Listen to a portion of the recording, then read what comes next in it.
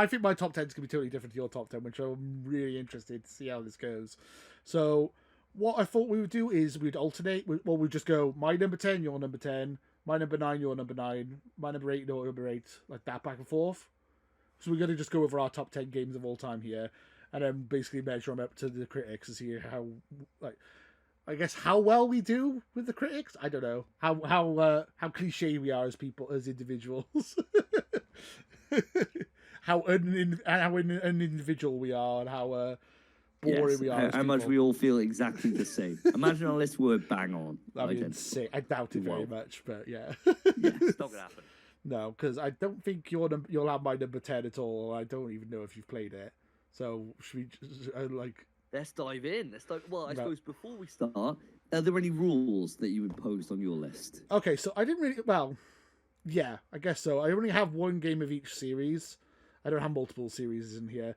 Also, I'm pretty sure Tears of the Kingdom will be on my top 10 list, but I'm not putting it in a list until I've completed it. I think it's a bit unfair to put it in so soon. As we were saying earlier, it's been voted the number 1 Zelda game of all time according to IGN. I'm like, damn, that's way too soon for you to be saying that. So I think Tears of the Kingdom is fantastic, and it probably will be on my list at some point, but I'm not putting it on there. And then, yeah, the only other rule is I only had one of each franchise, so I don't have, like, all the Metal Gear Solid games, or all the Mario games, or all the Zelda games. So, yeah, just I have one of each franchise personally. But did you have any rules on your one? Because you said you had some self-inflicted rules. I do indeed. Yeah. So my rules with mine. I'm just looking at my list now, just to remind myself. So with my list, like you, I've only included one from each franchise, so I've had to pick, and I've also tried to bridge genre. So I tried to not go down just like here's all the same genre. I tried to mix it up to provide like kind of a best from each genre. There are some that are more action adventures than anything else, but I've tried my best to give a scatter shot because I know what my top 3 is. Yeah.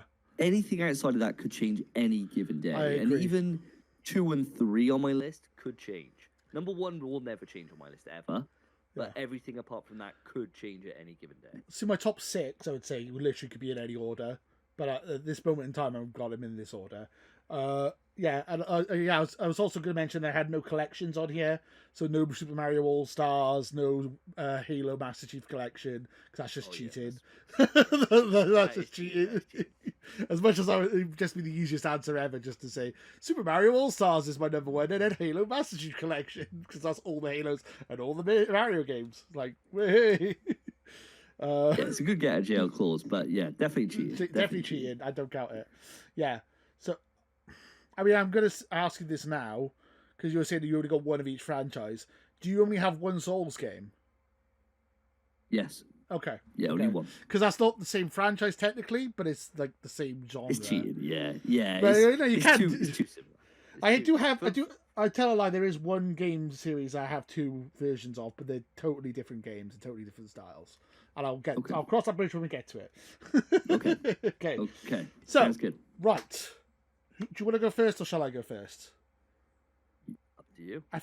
I want to go first because I think you know what my number 1 is, and I don't know what your number 1 is, so it'd be more interested to get the reveal because you already know where I'm going with mine, I think.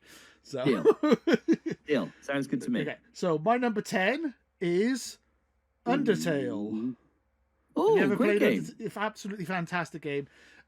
Basic as hell, but like the music is fantastic. The characters are fantastic. The gameplay is just fun. Having multiple routes and like having a genocide run and a pacifist run, and being able to play through the game multiple times and have different endings and different different stuff happening. It's absolutely a fantastic game. I absolutely adore Undertale. Got all the achievements on it on Xbox. Yeah, I did this. I did the same on PS4. I think I might play it on PS5. I came to it really late. Okay. Undertale, and like way later. And when I first started my YouTube doing reviews, I was using it as a way to be able to go and play games that I've never played before that I've missed, like classic games. And so that's the first time I played like Symphony of the Night, that's a good game and stuff. Oh, great game. And Undertale was one of them. And hell yeah, it's a game that I came out of the experience after playing it through multiple times and just thought, wow, we just don't get games like this very often. Great choice. Great choice. And it's my only indie game on the list. I had Shovel Knight, but he got bumped down the list when somebody else went in the list later on. So, but yeah, Shovel Knight was my only ever indie game, which I also adore. But yeah, it's my only indie game. Sorry, indie developers. I should be all. I'm a bloody cliche. I'm all AAA all the way. What is your number 10 then, Davey? I'm curious now. My number 10, and this was a hard one because it was a choice between two games, but I guess maybe we'll save that for an honorable mention if we do get one. Yeah, if you want to do, or you can mention it now if you want, the honorable mention. Sure. Because I did mention Shovel Knight. My number 10 goes to Call of Duty Modern Warfare 2 from 2009. Ooh, so it's a game that defined my entire teens. Wow. It's a game that I sweated. I played for years. I played way after Modern Warfare 3 had come out. I was still playing it. And it's a game that I forged loads of friendships with. It's one of those times where you get obsessed, and you have time. And so it was a game where I had thousands and thousands and thousands of hours into Modern Warfare 2. And the campaign's excellent. The Spec Ops mode is fantastic. And the multiplayer is just top notch. Excellent maps. Glitches that existed across that entire game that you could pull off in the middle of multiplayer were wild. And people still share clips now from no scope clips or crazy YouTubes or whatever it is, throwing knife kills. It's just a game that is just a perfect shooter in my opinion. And so, it makes my number 10 slot. I love it. It is, honestly, if you just change the name of the game, it's literally the same description I have for one of my games later on. Like literally the multiplayer game I spent thousands of hours in as a teenager. I think is perfect and still go back to it and all that. So it's quite funny that because basically it's like you sound like you're describing one of my games, but it's not. But yeah, Call of Duty Modern Warfare 2 is such a good game. I love it. I mean, so you prefer it to COD 4, like Modern Warfare 1? Yeah, well, I think they're both really back. Good.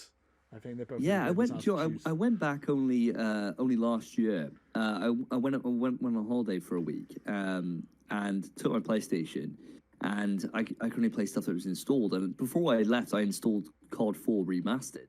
And so I ended up getting the platinum on it while I was away. And loved it. And it's great. COD 4 is fantastic. But for me, the multiplayer of COD 4 was never... It didn't grab me as much as Modern Warfare 2. Okay. And so for me, with that and the Spec Ops mode that came with that, I remember me and Phil playing Spec Ops till the cows come home when we were playing in a LAN party together in Phil's bedroom. And it just... And I got the platinum. And that's a rare ass platinum, that one. What's the one with... Yeah, what's the airplane mission at the end called? I can't remember. Mile High Club. Mile High Club. That was a bastard. that was such a hard mode. No. Solid. Oh my God, Multiple nights together. Yeah, such a good game. Hard. Oh my God, I was always more of a partial to zombies and stuff than I prefer zombies personally, but I get it totally. I kind of fallen off the Call of Duty franchise bandwagon, but if it comes to Game Pass, I'm sure I'll be back in it. I'll be wearing a Call of Duty shirt. And everyone's like, yeah, Xbox, yeah, Call of Duty. I'm sure that'll be happening next year. If it happens. It's one of those things that everyone takes the piss, right? And they're like, oh yeah, he's not really a real gamer. He plays COD and FIFA. But I was one of those guys a couple of years ago that I was saying shit like that. Me too. But getting back into COD, it's like it's just so good. Yeah. It's just so good. And the classic ones like Modern Warfare 2 from 2009. Just fully deserves being on my list as far as I'm concerned. I like FIFA. I don't care what people say. I like FIFA. And I'll play mine occasionally as well. I don't care. I'll be a casual. Between the two of us, we got all the casuals. all the casuals on our side. So my number 9 is on your list as well, because you said this earlier. It is Metal Gear Solid Hindy. We've talked a lot about Metal Gear Solid, but such a good game. Oh my God, I just talk about it all day. Oh my God, like Liquid Snake and Fox Die and the moments, the moments in that game from where you first encounter Cyborg Ninja Yeah. You've been seeing him like slice off Ocelot's arm, and then you finally meet him in the lab God, yeah. with Hal Hurt me, Emmerich when he's Snake. Voticon. Yeah, hurt me me. more. And Ooh. And you just beating him with chaff grenades and punching him. oh, so good. Oh, And such a good game. just that moment where you walk out from the gas, where you've been using the Nikita to blow up all the electric grates, and you walk out, and then the camera just zooms in on just bodies. It's like and like zooming into all these bodies with all cut and slashed, and the Yeah, music's like, oh my and It's so you're like, freaky. what the fuck is going on? And you walk down and just see like this guy suspended on a sword. It's in the air, Oh he just my drops. God. And then if you just go into first person and watch him, you see his breathing just going, and then he just stops. And you're like, oh, he's dead. Oh, he's dead. It's just like, oh, it's so good. And then you just walk into a massive fight. The fight with Rex at the end. Oh my God. Oh my yes. God. Simon did just saving the day, coming in clutch, Grey Wolf. Oh, The raven on Grey my head Fox. craves blood. So much. So many good things. so Can good. you really find love on the battlefield? So good. Oh, So- Otacon pissing his pants. Oh my God. And all like, this is just like one of my Japanese animes, which I always say that all the time. Like, that's like always comes out of my mouth. It's just, Oh, it's so just- good. Oh, it's like I a love it. perfect, it's just a perfect rose gallery. Absolutely perfect rose gallery. Oh, yeah. Great mystery underpinning it all. Fox die. Just everything about It's the it. perfect It's rose- just so good. It's the perfect rose gallery because they tried to repeat it in multiple games and never hit the same levels. He's like, how do I top it? I don't. I'll just do the same characters. Well, this it's was the mad. thing that was so wild about Metal Gear Solid 2 is that you play it through and you think, all these are really Reminiscent of Metal Gear Solid 1. And then it's like, oh, well, actually. the whole point of this game is to make you the next Solid Solid Snake. Snake. So we tried to replicate Oh, Metal Gear so Solid good. 1. You're like, oh, it's kind of a cop out, but also It blew works. my mind. Metal Gear Solid 2 is also a fantastic game, and looking back at it Superb. now with all the stuff with like the internet and like, oh my God, like digital memory and AI and shit like that. I'm like, damn, he was ahead of his time. He's such a genius. Oh my God, yeah, such a good games. I love all of them. I want a remake now. Give me a remake. I'll pay you. I'll pay extra. I don't care. Just let me have it. I want it. Whatever. If it's Yeah, on I'll pay PS5 whatever. exclusive, I'm buying it. I'm buying it day one anyway. I don't care. I'm totally getting it. I'm booking a week off. If Yes. If it actually gets put out, Metal Gear Solid 1, I'm booking a week off. 100%. Oh man, and I'll tell my wife I'm working solidly in the office, so she has no idea. yeah. And I will just literally just close the door, lock Lock it. I will yourself not in. see my son. I'll see him in a week. Yeah. This me. I might even just say I got a conference and just Go and rent a hotel room, take a PlayStation, and I cannot be be disturbed. Phone off. Yeah. Me and Snake getting into it. Your wife- Getting into some muck. Your wife breaks in. It's like, I knew it. You're having. And like, what? And just you playing on your PlayStation. Just me jacking it. Just jacking it. Just sitting there at Psycho Mantis. So good. Oh, it's such a good game. And I also was going to say, it's such a good game that it's like classic when you play Metal Gear Solid 4 and you go back to Shadow Moses and you have the flashback like that. Just like, oh my God, the first game is so good. You could get nostalgic for the first game, for like literally not that long after it on the fourth game. It's like that it's so moment in good. 4 where he's like, It's time to go back to Shadow Moses. And then he just Lost comes in my and mind. you land at the heliport. Oh my God. And just literally just going in, and I remember at the time I was playing it. I was playing on my PS3 and I was literally like welling up. I was so Oh, like same. so into it. And you go around the corner and where the CCTV camera always is, Yeah. and it goes into that same camera angle as you walk past that camera, and the chaff grenades are right there. And I was like, oh my God, like perfect. everything is just perfect nostalgia. Yeah. Just perfect Oh, nostalgia. that game's so good. One of the best moments of all time. I And it's love it. because it throws back to Metal Gear Solid 1. What a great game. Yeah, so that's my number 9. What is your number 9? My number 9, and it feels a little bit cheeky putting this in here, No. but I feel like I have to have it somewhere in the list, and I didn't really know where, and I didn't know which entry to choose. I've gone for my number 9 is Smash Ultimate. Ah, And it was a tough one because I could go Smash 4. I played a lot of Smash 4. I played a lot of Brawl. Brawl's the one that got me into the series. And yeah, I mean, it's a game which is, I've played Smash Ultimate competitive, or I love Smash it. competitively ever since Brawl. I mean, So, yeah. I'm gonna spoil my number 8. My number 8 is Melee. You put Melee in there, did you? Nice. Yeah, because I have the most nostalgia for it. I think Ultimate is a better game, but I have the most nostalgia for Melee. It's not because, Melee, you could do all these cool like finesse tricks and stuff. It's like, no, I was a kid and I was Luigi and I could beat up fucking Kirby. That's all I remember back in the day. Or going like unlocking like the big blue track and stuff like that. I used to love that back in the day. Oh my god! But yeah, Smash is just a fantastic series. I couldn't put any of them on here. I really could. Exactly the same thing. And Melee is probably the best made Smash. I don't think there's too much question in that. But it's a case of I didn't really know which one to choose, and so I've gone for Ultimate. No, that makes sense. That's fair. Yeah. I don't blame you. I was tempted to put Ultimate myself, but I only went for Melee because I've got more nostalgia for it. That's literally the only reason. But yeah, I've been in tournaments. As I said earlier, we met each other in tournaments. Smash 4, I probably actually did more tournament matches than Ultimate, but Ultimate is just such a good game. It's like I could have said Smash 4, but really Ultimate is just Smash 4.5, or like it just improves on 4 in every way. It's 4, but everyone's here. Yeah, everyone is here, literally. Oh my god! What an amazing trailer that was! I was like crying, man. I'm so emotional about the everyone was here trailer. I was sold on the game from just that. I didn't need any other new characters. Just everyone being there. Everyone. Seeing Snake come back was just wild to me. My pop off was insane. Yeah. It was better than my.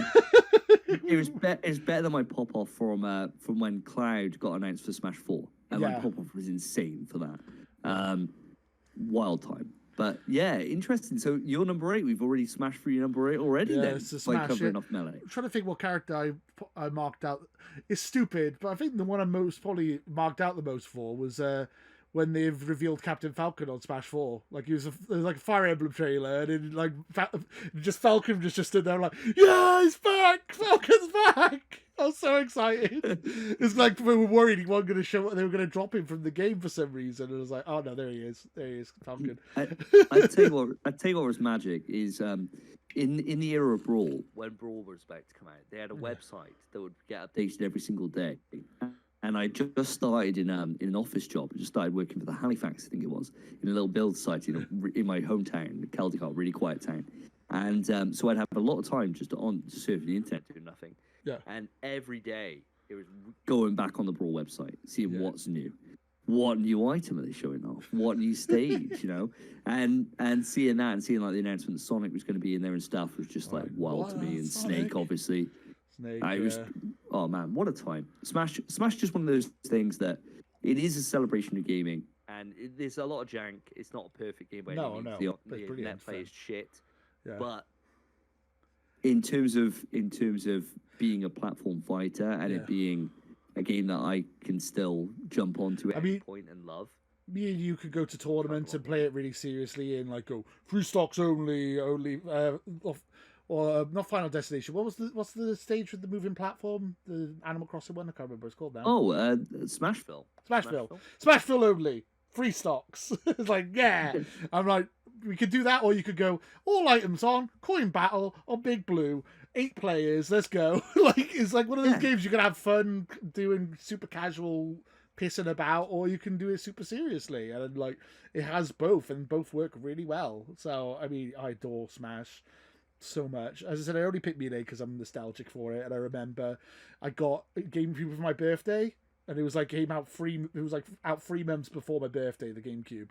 So we went around town everywhere trying to find the GameCube, and we led to like literally every single store. And there was a store, I can't even remember what the store was now. It was like GVC or something. And it's like, oh, we've only got one left in stock, and it's in black. You're going to be okay with that? I'm like, hell yeah, is it black? I want a black one. I like Linkin Park rock and roll, yeah, black console, yeah. And I like got it set up. And then that was like the first like proper gaming session I remember having like as a kid, like literally up like 10 hours just non-stop playing Melee, like Whoa. not all night. Like I've fallen asleep and still playing it with the controller in my hand. Like I still remember that so vividly, and it's like got so much nostalgia for Melee because I love Melee so much. It's such a good game. And then Ultimate, yeah, I've met friends through Ultimate.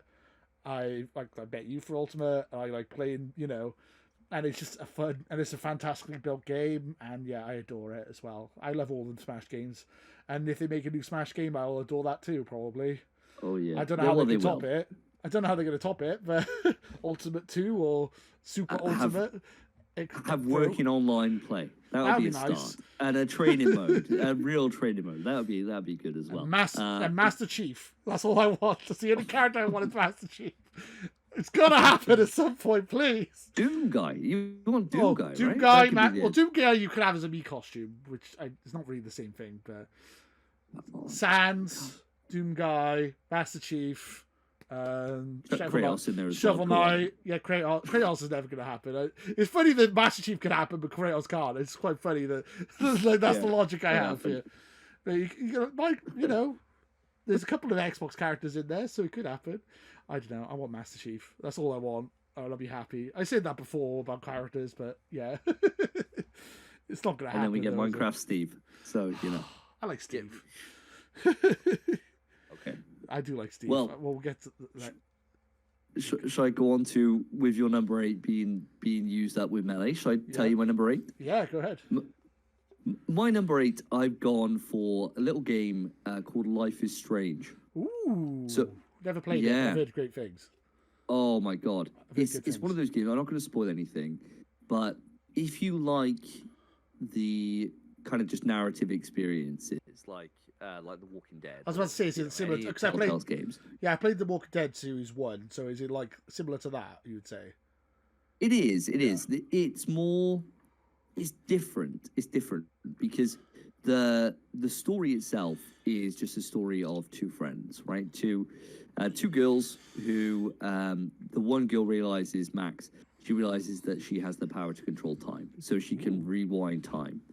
And what happens early doors is that there's a death, and she rewinds time, and that sets off a cacophony of different effects, different things that are going to happen in this town. So it ultimately leads up to there's the destruction of the town is going to happen, or you can divert it, and if you do, other things will happen. But it's the journey you go on, and the different ways that you try and escape your fate, that you see the story play out in different ways, and it's so well done. It's one of those gaming moments that multiple times you'll just have a really emotional beat happen, and the game is built all around music. Okay. And so what will happen then is you'll get like an indie band play. It's really somber, and the camera is just like, it would stay there as long as you want to listen to the track, and it would just like scan around the environment, or it would go on different scenic things, or a little bird in the distance or whatever. Yeah. And you just get so lost in the music that you're listening to and the emotion that you just felt. And it carries through the entire experience. And it's one of those games that you come out of it and you kind of feel a bit exhausted because you're like, wow, that was a ride. And it's just a pure experience. And for me, the second one, Life is Strange 2, isn't very good. The third one is incredible as well. Right. So it was kind of a tough choice, but for me, the story story in the first one just near perfect. In the third one, she has the power of like emotions or something. I think I've heard. That's right. Yeah, that's right. Yeah. I have heard about these games. I've never played them though. So with the ability to change time and bring people back from the dead and all this stuff, does it have like a final destination kind of like plot twist, like where like they're gonna die anyway, or anything like that, or like does like you bring someone back from the dead like make massive bad things happen? I don't know. So, without spoiling it, I suppose. I won't give you any spoilers because it's a game that I think, even though it's quite old now at this point, so I should be able to talk about it openly. I won't, because I thoroughly recommend it. So yeah, you get moments where your choices that you make can have pretty crazy things. Now, it's not so much like one of those narrative experiences like like The Walking Dead is, where you're kind of stuck with that decision and that's the end of it. It's more of a case of, as the story progresses, you get to see, like, there's a key moment, for example, where one character, her father has died. Died in like a car accident years and years ago.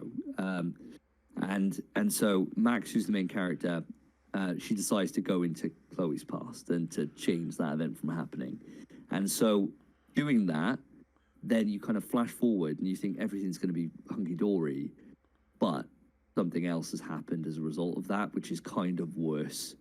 And so then you see that through, and then you kind of reverse course. And you think, all right, maybe we don't make this change. And so constantly trying to find ways to save your friend Chloe from an eventual death. And it's how you kind of experience that. And then you get a choice at the end, which can have some pretty crazy consequences. Do choices actually matter in this game? Because like stuff like The Walking Dead, you'd be like, you need to save Ted or Bob, and then you save Bob, and then like the next episode, oh, Ted's still alive, and then 10 minutes later he gets killed by like a zombie. So it didn't make any difference. It's like, I mean, the decisions actually make a difference then to the plot, or is it, or like, because it's like a funny thing that like the Telltale games, they're like, here's the choice, and then they branch back together. And then here's the choice, and it's like that. It's not really.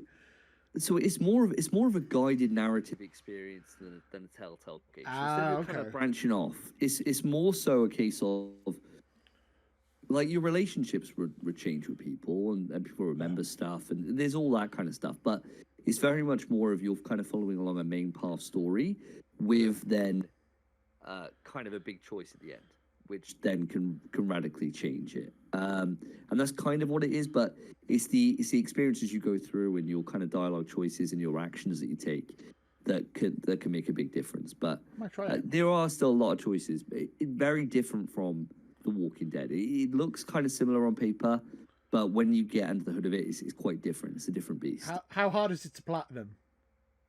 Not hard. Not hard. I'll play it great. Platinum. It's great because the way it works is you play it through normally, and that would get you like half the trophies, and the rest are collectibles. But it's got a collectibles mode, so you can start it after completing the game, and all that does is it would skip like every cutscene, it would skip every single bit of dialogue, and you just go into those areas to be able to get those collectibles. That's cool. Makes it it's great. It means that you can just play through the first time, just enjoy yourself. Second time, you can whip through it in no time at all and just get those collectibles. Great little inclusion. Really, really That's good. the annoying thing I find in a lot of games where you want 100% it and you're just like, I missed the collectible, or I have to do a whole run again. It's like, oh, God. Yeah, this didn't like that. This is really good for that. And you can get them. They've been remastered now onto PS5 and Xbox. So if you get spare time, and this is the hard thing, especially with like Tears of the Kingdom, but if you do get spare time, 6 hours, not even that, and you'll be done with it. And like it's just a great game. Like Captain America, I'll add it to the list. Yes, like on the list. The list of games is like, oh. I've got such a massive backlog of games I need to go back and play, but I will, if I get a chance, I'll play it for sure, definitely. That'll be on my list. Would you like to know what my number 7 is? Ooh. I would adore to know your number 7. Number 7 is my soul's game on this collection. It is Elden Ring. Oh, great choice. I love Elden Ring so much. And as I was saying earlier when we were talking about Dark Souls, I'm a wizard. I can stay back and just fire laser beams, and I can get wolves to attack everything, and I can survive, and it makes my life so much easier. I beat Milena, and I didn't have to do like 100% timing, like perfect parries and stuff like that, or like perfect dodges. I just, took my time.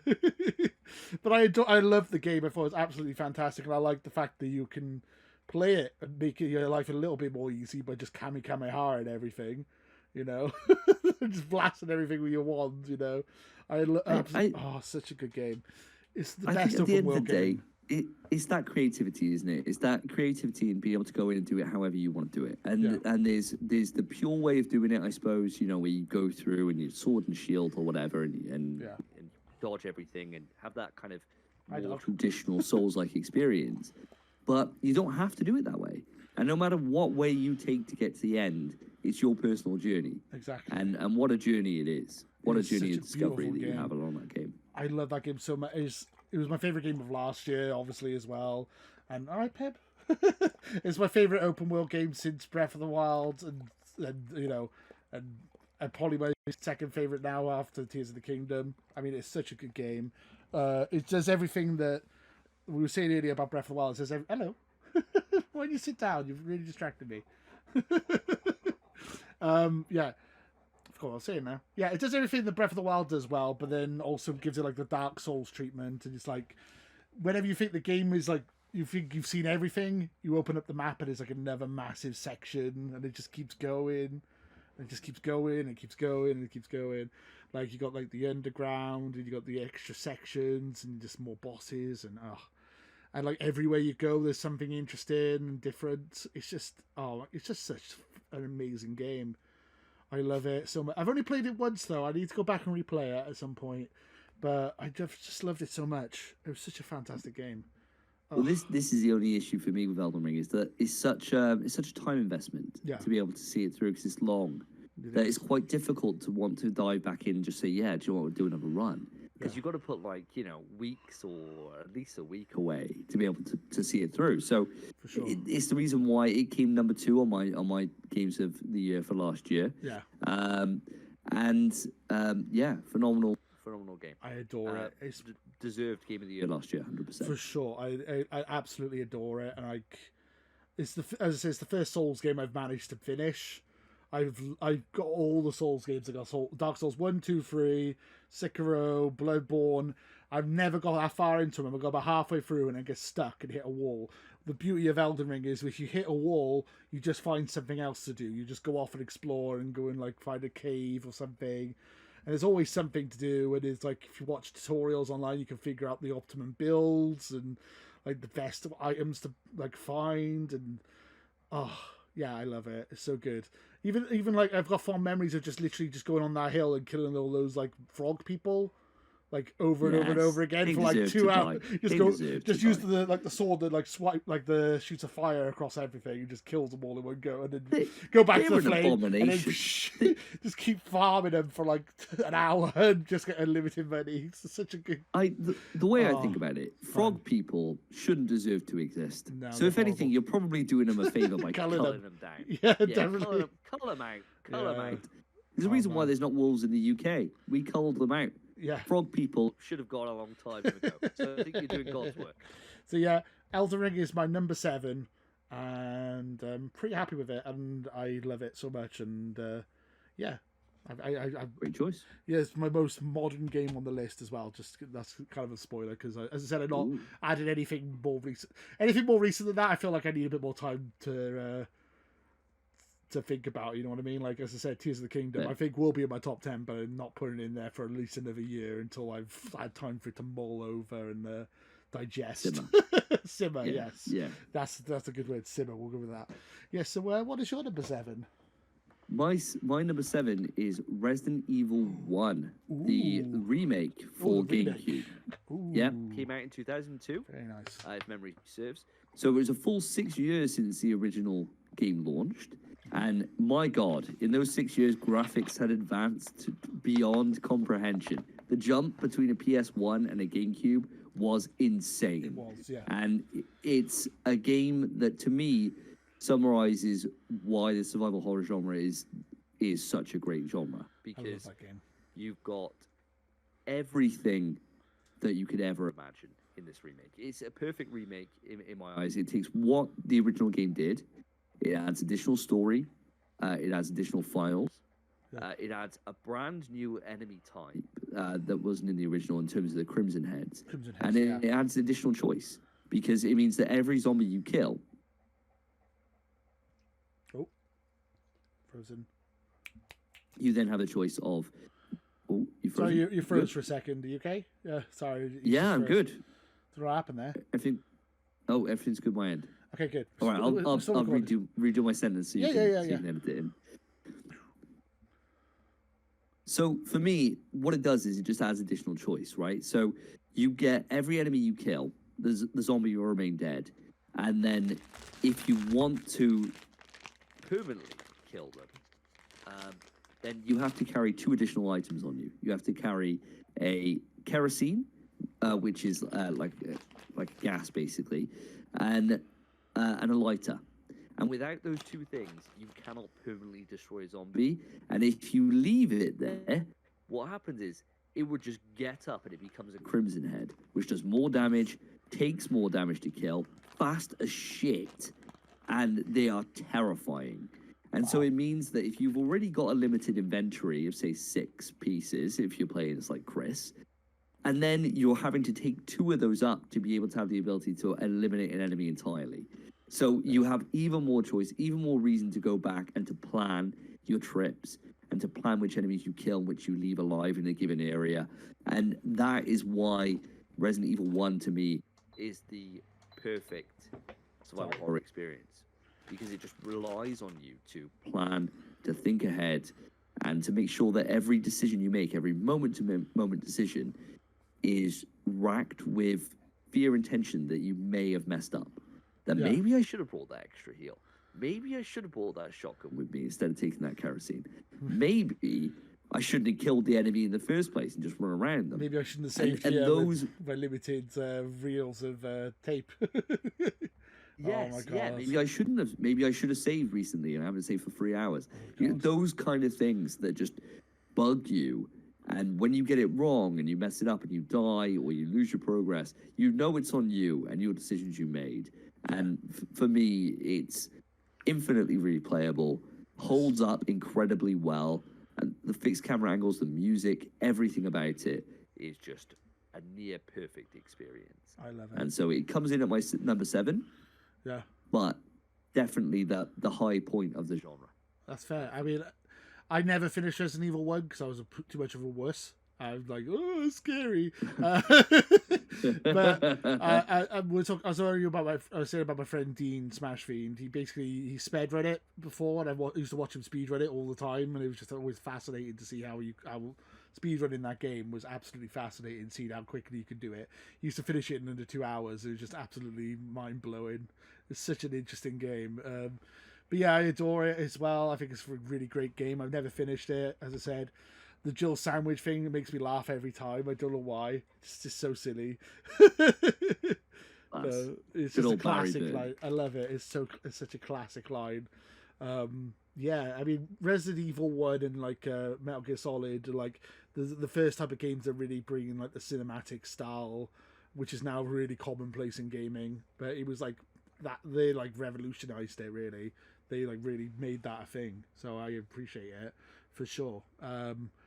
Yeah, I mean, my favorite Resident Evil is Resident Evil 4, but I know you're not a huge fan of that one. But I said I prefer the remake actually to the original. But there you go.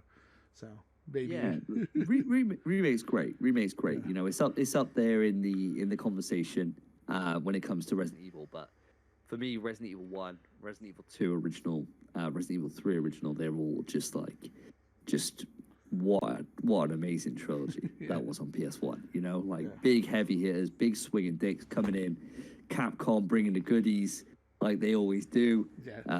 Yeah, absolutely incredible. But what is your number 6, Lewis? Oh, this one, I'm not sure how you're gonna react to this one. I'm not sure. I'm hoping that you'll be.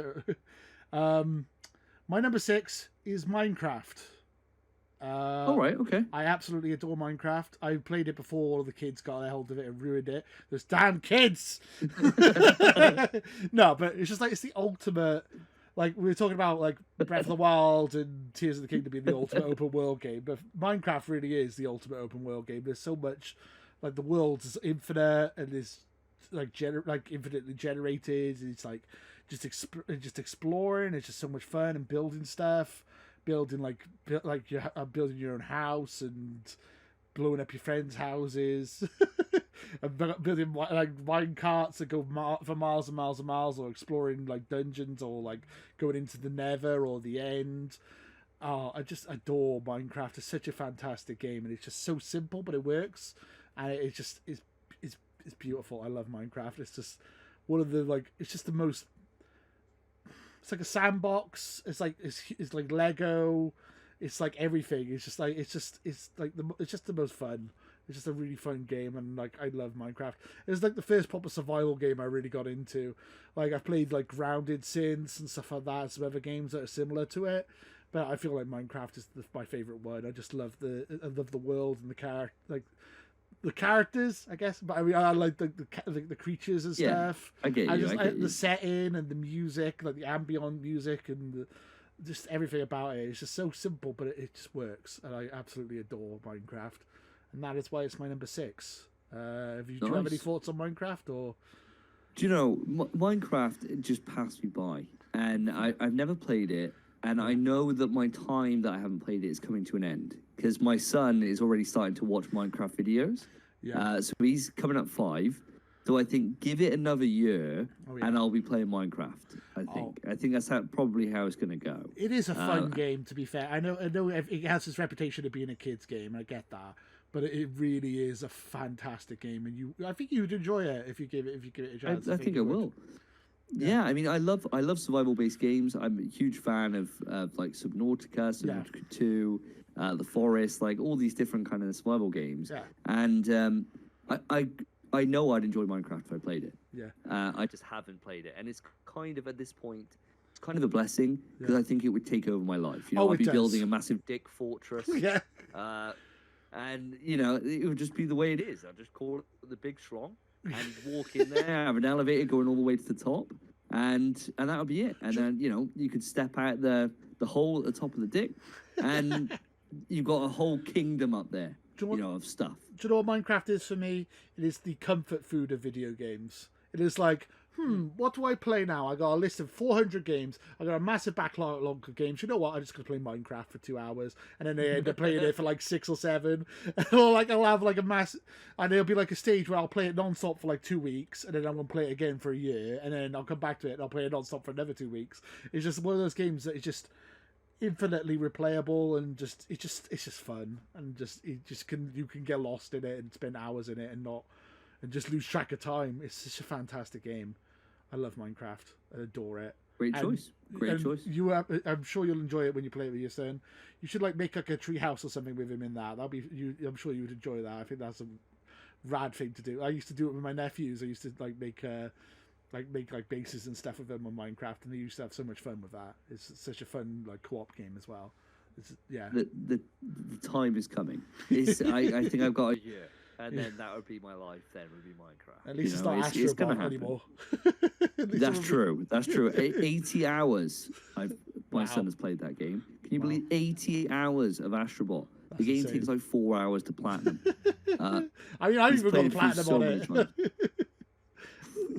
I love that. I love Astrobot. One of the best games on PS5, in my opinion. But Jesus Christ, 80 hours is enough to make you sick of any 4-hour game. There's much more you can do in Minecraft, so I'm sure you'll have more fun with that, hopefully. Yes.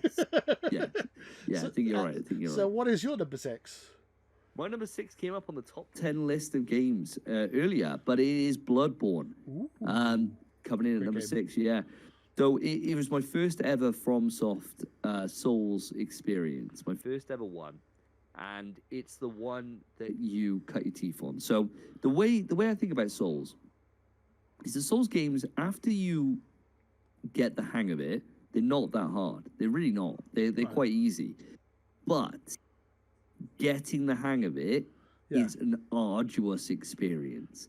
And I remember being in Bloodborne right at the start and dying in that one area, and I remember so well, the run up towards that first optional boss, and dying there at least 10 hours of death in that one area, over and over and over again, until it just suddenly clicks. And the moment it does, you just cane through it.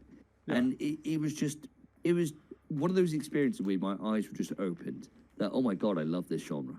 Oh my God, I love this.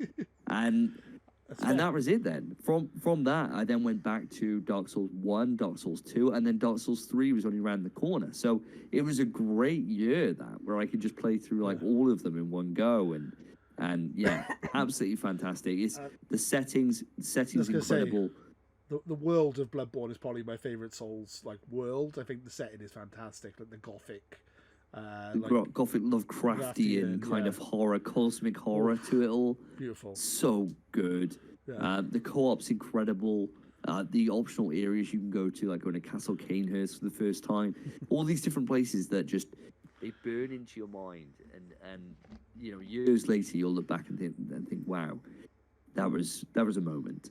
And it's no wonder it's so revered and so high up on that top 10 list. Is an incredible experience. Fair enough. We're getting big ones now. We're Getting into the top five. Woo. 2 hours into the podcast. I think this is going to be a record length podcast, and I love it. We're going to go 5 more each, or 10 altogether. So, I'm excited. Okay, so this is my number 5. And this is Super Mario Bros. 3 on the original NES. The best Mario Bros. Game. I know a lot of people will say World's better. You can say that. World's a great game. But Super Mario Bros. 3 is my favourite. I absolutely adore Mario Bros. 3. The warp whistles, the worlds, the music, I like the art style, and that's how I always think of Mario, is that sprite style. If you because everyone has like a picture of Mario in their head. A lot of people will say World. To me, Super Mario Bros. 3 is the definitive Mario. That was the game that got me into video games. That's the reason I wanted to do games design in university. Like when I was in primary school, it would be like, "What do you want to be when you're older?" "I want to be a footballer. I want to be an astronaut." And I'd be like, "I want to make video games." And they're like, "What? What do you mean you want to make video games?" I'm like, "Yeah, I want to make video games." Video games? I'm old, so no one knows what that is. That's not gonna carry on. Exactly. That's a fad. I mean, kids these days are probably a lot of them would say that, but when I was young, no one would want to be a games designer. That's why I wanted to get into games design, was because of Mario. I'm like, I could see, if you put this plant here, or this pipe here, or this block here, you could do and that's what Mario Maker is such an amazing game as well, because that's literally what I wanted as a child, was my own the own ability to make Mario games. I adored Mario Maker, but Super Mario Bros. 3 it's my favorite. It's one of the first games I ever played. I have massive nostalgia for it. It's the reason I'm a gamer, and I absolutely adore it. And I'll always go back to it, and I'll always enjoy it. As I told you the other day, it was the FA Cup semi-final, I think, and I was waiting for it to start, and I literally just got the Switch and played Super Mario Bros. 3 from start to finish in like an hour, just on my Switch, and it's like, this is the best experience ever. Still holds up. Absolutely adore Super Mario Bros. 3, and it's my favourite 2D Mario game of all time. Ooh, interesting. Well, yeah, this is the thing for me. Mario for me in 2D. I was a Sega kid. I was a ride or die Sega kid as well. So my mates had a NES, my mates had a SNES, and I used to look at them like scum. Because I was Sonic ride or die, and that was it. I was playing Golden Axe, I was playing Streets of Rage, and I was looking over at those kids playing the, Star Wing or Star Fox or whatever it is, and Lilac Wars, and I was thinking, nah, losers, you don't know what you're getting. We got blast processing over here. Little did I know years later that the SNES and the NES have way better race than the Mega Drive. But are you still a Sonic main in Super Smash? Are you still playing Sonic as the character? I do. Respect. Yeah, he's still my go-to. He's still my boy. Fair so, enough. Sonic 2 is Sonic 2 should have probably made my list. It's like that game that is the same way that Mario is for you. I've got Sonic 2 on my phone, and I'll often, if I got a spare couple of minutes, I'll just play Sonic 2. And for me, Mario, I didn't really get into Mario until Galaxy, so I got into Mario quite late. Wow. And then it's ever since my son has been born, he is obsessed with Mario. He's like the biggest Mario fan ever. He adores Mario, and so since he's been old enough to hold a controller, we've been playing Mario. So we've played through all of Odyssey together. We've done all of Super Mario. What do you call it? What's the one where you're all running around together and there could be like 4 of you on screen? 3D World. Or 3D World, yeah, 3D World, the Bowser's Fury. Yeah, so we played through all those.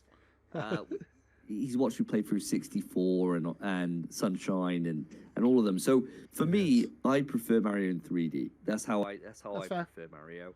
And 2D Mario, I always just get fucked on it. I'm terrible at it. Oh, really? I'm really bad. I don't have that childhood kind of built-in nostalgia and skill.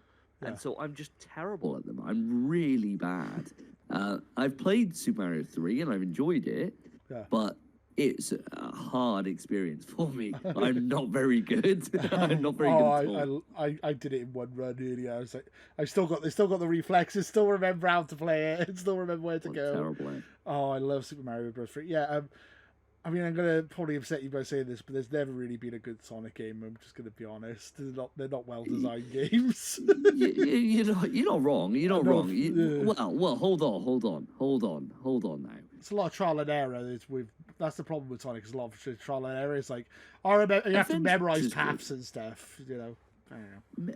Well, a couple of them are good, right? So Mania's great. Generations is great. Mania's good. I mean, for me, Sonic 1, 2, and 3, but that's probably nostalgia. And I enjoy adventure. I really enjoy adventure. Okay. I know that's wild, but I remember playing that on the Dreamcast and just being completely in love with it. It's funny. But yeah, it's certainly not on the level of Mario. That is for damn sure. It's funny. Music's better. If this was like 20 years ago, it'd be funny because I'd be doing the Nintendo podcast, you'd be doing a Sega podcast. If it was like 23 years ago. Yeah, that would have ended. We're still on opposite sides. We're still on opposite sides of the console wars. just my podcast would have ended in like 2001. That's the only difference. Yeah, that's true. Still on opposite sides of the war. Well, even though I keep saying they should buy Xbox should buy Sega, so I'm being a bit of a hypocrite there. I keep saying that. Yeah, you want Sonic. I want Sonic. This. Yeah, I do. You want it for yourself. I want the back catalogue of like amazing Sega games, and I want JRPGs, and I want a Japanese like footprint on Xbox. That's my that's my feeling. What you want is Sonic over this. You can just cripple his legs and he'll never run again. That's what you want. I see straight through it. Lewis. So what is your number 5? Well, you were taking it to classics, and I'm taking it to a classic as well. Ooh. So my number 5 is a little game that came out on the PlayStation 1 and completely changed everything, and that was Final Fantasy VII. Ooh. So. Okay. Coming in at my number 5, it was a game that I remember getting on my PlayStation 1, and there was one other kid who played Final Fantasy VII, and that was it. That was our entire school year, was talking through how we beat the different weapons, what we used, what weapons we had, did we get Knights of the Round, how did you get your golden chocobo? And it was just one of those experiences where I learned a lot. I cut my teeth on Final Fantasy VII. You get into the Northern Crater at the end of the game, and it says to you, as soon as you come here, you can't go back. And I got in there at level 54, and I was way underpowered. I quickly learned that Sephiroth was never going to be beatable. Like, never. I had no items. I went in there with basically nothing, didn't think it through, and it was just a hard lock. And it was like, right, well, let's start the game again. Yeah. And the second time through, even better, beat the game, and I thought, I could do a third. I could do a third time. Each time being like 120 hours. Wow. Yeah, third time. Let's do it. But that was just the time back then. I had the time as a kid. No other games. Let's just play. And, having like 4 discs that it came on was wild. The cutscenes were amazing. The music, Cosmo Canyon to me, just gives me the biggest nostalgia bump ever. Just an incredible area. And, of course, Golden Saucer. Which we probably will be seeing this year in the remake, which I can't wait to go back there. So, just such an incredible moment in gaming. My first ever JRPG, and just exceptional game. I never finished.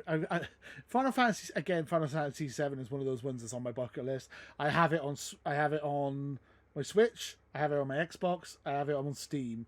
I've played the first hour up to like the first the robot boss. Yes, in the reactor. Yeah, the reactor. Beat that, and then I stopped playing it. Same thing as happened with The Witcher. I don't know why. I just never get after it a bit further than that. And I know it's a really good game because my cousins were obsessed with it. It was my cousin's favorite game of all time, and she always used to talk to me about how much it was like the best game ever. And if they ever remake it, it'll be a perfect game with like 10 out of 10 and all this. Like, yeah, okay, fine. But yeah, I just remember as a child that she would always be like on about how great Final Fantasy VII was, and yeah, I know it's a great game, which just I've never beaten it, and yeah, maybe I should go back to playing it. I'm not super into JRPGs. That's probably what it is. That's fair. I mean, should I tell you what my number 4 is? Because it kind of ties into Go what for I was it. about to say. So Go for it. it's Yeah, go my for it. favorite JRPG of all time, and it was the game I used to play as a child a lot. And how I have the same experience you have with Final Fantasy is Pokemon Red.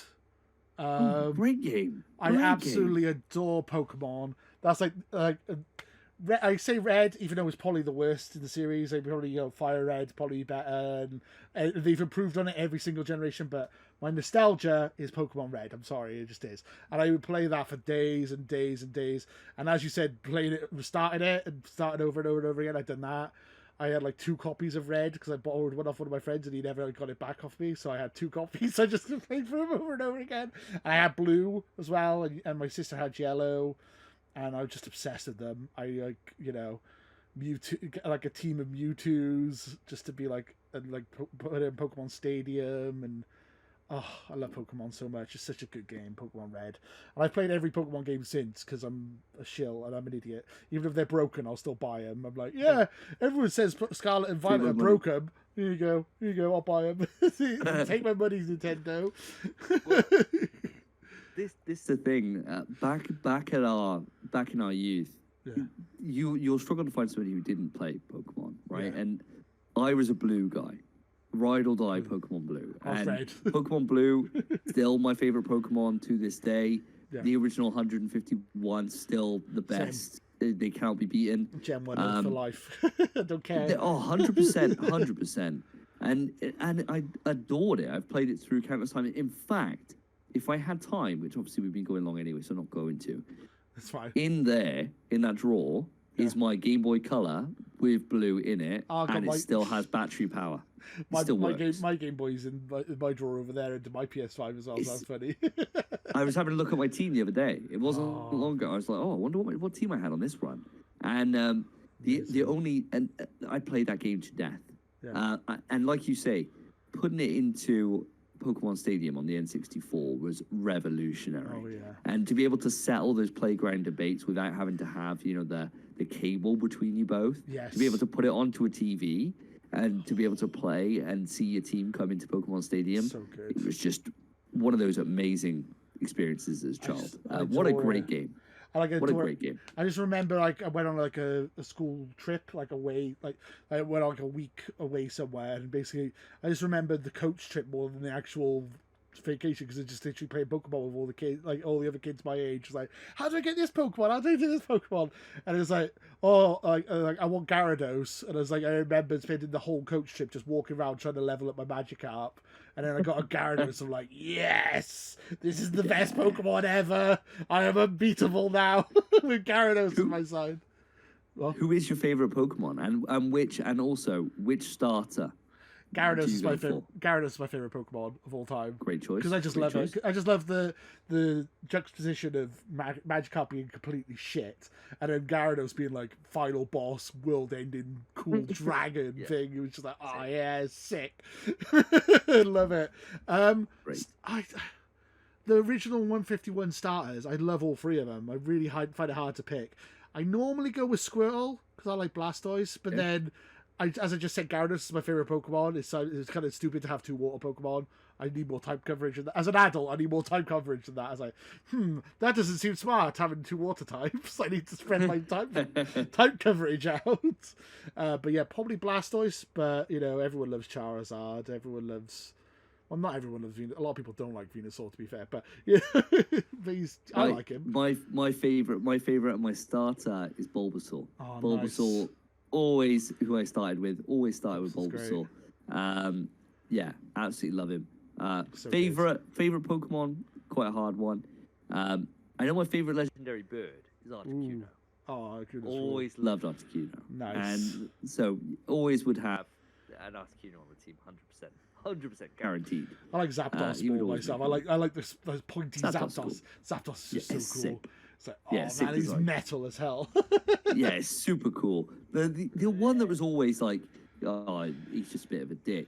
It was Moltres. Moltres always Yeah. looked Shit, I thought. That's true. Yeah, Like he does. Flareon, I always thought Flareon looked shit as well. Whereas That's true. Jolteon looks sick. Jolteon again. Yeah, I like all the pointy. Yeah, that's Jolteon great. and Zapdos. Yeah, those were my jam back in the day. Oh man, Hell yeah. I hell love yeah. Pokemon so much. Yeah, I've literally played every Pokemon game since launch, and I have no shame. Even if the games are broken, I'll still bloody play them. See, that's where you and me differ. So after Blue, I Yeah. didn't play another Pokemon game until my girlfriend at the time had Pearl. Fair. And so I played Pearl. I loved it, absolutely adored it. And then didn't pick anything up until they had what was the one with Kyogre on the front, the remake that they did with Kyogre. Alpha Sapphire and Omega Ruby, I think they were called. I had I had the blue one of that had Kyogre on, yeah, and Sapphire. my wife had the other version, and so Ruby. and since then I haven't played another Pokemon. That's fair. My wife Has since she's got Switch. and she's got them all, so Oh, fair. she plays them all the time, and so I kind of live vicariously through her. That's So fair. I'll have a look. I'm like, what's your team? Where's Bulbasaur? I'm not Where's having Bulbasaur? Bulbasaur, man. He's shit. What? Divorce. Oh man, I love it. Yeah, like well, I kind of had the same experience as you actually. I say I played every one, but as a child, I played 1 and 2, and then I was too cool for Pokemon. Then in my teenage years, like yeah, man, Linkin Park, yeah, rock and roll, yeah. And then I was like, I'm too cool for Pokemon, man. And then went back on the DS version when I was in college, which was Diamond and Pearl. So I kind of skipped over Generation 3, but I've gone back to it since. But back in the day, I skipped right over it, yeah. But yeah, I love Pokemon, adore it, and I will always love Pokemon because I'm a big child and I'll never grow up. I don't care. You never will. I'll never grow out of Pokemon, ever. You're gonna. And They've got you. I can't wait to show my nephews Pokemon stuff when when they're a bit older, they understand it. Well, my nephews already love Pokemon. We got them like a Pikachu outfit and like an Ash Ketchum outfit and stuff like that. But I mean, like when they're old enough to appreciate it, I can't wait to just like. This is the Gyarados I grew up with when I was 20 years. When I was your age, you can have it. It's like You just be like, oh, let's have a look at your team. You're like, oh, I'll give you a quick battle. You shit. just put them in the ground. Shit team. Shit You team. don't know about team synergy. You got nothing on On this. this team, there's not even a rock Pokemon on here. Scum. Scum. Exactly. But yeah, Pokemon is my number 4. I lost track where we were. My number 4. So what is your number 4? 4, right? We're getting Into the The big big ones ones. now. We're getting into the tough ones, the ones that for me are either generational games, Oh. or You know, earlier I was saying about in the different orders. So this is what I meant earlier. So I would say Minecraft, Super Mario Bros. 3, Pokemon Red, and the next 3. Literally any of them could have been my favorite game of all time. I change my mind all the time. Pokemon Red used to be my favorite game of all time, like undisputed. And then as I've grown up, I've changed my mind multiple times. So I thought I mentioned that because you're saying about how these are big games. Literally, these are my top 6, and then they change whatever mood I'm in. yeah. So my top 5 could easily switch around. But number 4, I've gone for BioShock. Ooh. I've gone for the trip to Rapture. Thank you kindly. And my God, what an experience! And it sounds daft to even have to say this, right? But kind of spoiler for BioShock here. Yeah. Going in and hearing Andrew Ryan's speech, where where you're beating him to death, and he's saying a man chooses, a slave obeys, as you beat him. him to death is just one of the best moments in gaming. That and going into the room and realizing what's happened to you and how you've been obeying everything that's ever been told to you is just one of those twists in gaming that is just mind-blowing. I remember I was on lunch from work. I had an hour for lunch, and so I got home, played a bit of BioShock, and that moment happened, and I had to go back to work, and I was so distracted all afternoon because all I could think about was, oh my god, Would no you wonder I got kindly? these tattoos of these chains on my wrists. Oh my god, I can't believe all this happened to me. It's it's just one of those games that is both amazingly imaginative, that's influenced so much that's come from it. And I know it was hugely influenced by System Shock, but to me, it's outside of the end boss, which is terrible. It's a perfect game. Fair. And I went back and platinumed it on the remaster for PS4 only about 18 months ago, and it holds up incredibly well. Just a pure treat from start to end. I've played it a couple of times. I've never finished it. I need to go back and play it more. Again, on my bucket list. It's one of those games that when I was younger, it just scared the shit out of me. I'm honestly like, Big Daddy's scary, fucking terrifying. I'm like, no way. I'm like, nah, I'm gonna play Forza instead instead of getting chased by Big Daddies. Oh, Big Daddies are scary. Yeah, I need to go back and play it because I've played similar games since, and I've really enjoyed them. Like Prey, apparently is very similar to BioShock. The new Prey, the arcade one. Yeah. And I've like, heard and things I've about played a that. bit of BioShock 3 as well, so I definitely need to go back and play the first one. And that Judas game looks absolutely incredible. That's coming out by the same developer. I can't remember his name now. Ken Levine. Ken Levine, that's it. Putting out God's work every time. If only he put it on the Vita like he said he was going to do. God damn. Oh, could have saved the best handheld ever made. But never mind. Never finished BioShock, but we were saying earlier about Half-Life 2, how it had environmental storytelling and stuff like that, and it's like first-person shooter. I feel like this was the next level after Half-Life 2, yeah, for sure. And Audio diaries. I totally appreciate Audio it. diaries. I think the game is fantastic. I just haven't finished it. I need to go back and play it because it's just a fantastic world, fantastic setting, everything about it. It's just like chef's kiss. It's crazy to think that without BioShock, having audio diaries would just not exist. You know, it is so wild how it just introduced this entire thing of actually you can tell a story about supplemental characters through pickups in the environment, and you can walk around and listen to it. And it was just mind blowing at the time, and they're so well acted and it's so well done. The environmental storytelling in that game is just next level. Yeah. Yeah. When I was saying about Minecraft's one of my favorite games of all time, I just always used to adore making my own version of Rapture, like just going underwater and building an underwater town, and this is the best. Like having my own version of Rapture in Minecraft is like the best ever, because everyone's just like, where the hell's your base? It's like, it's under the water, bitch. Like, it's so good. It's perfect. And you get like squid stuck in the wall and stuff, but it's still amazing. Have my own version of Rapture. Great. But yeah, no, I gotta go back.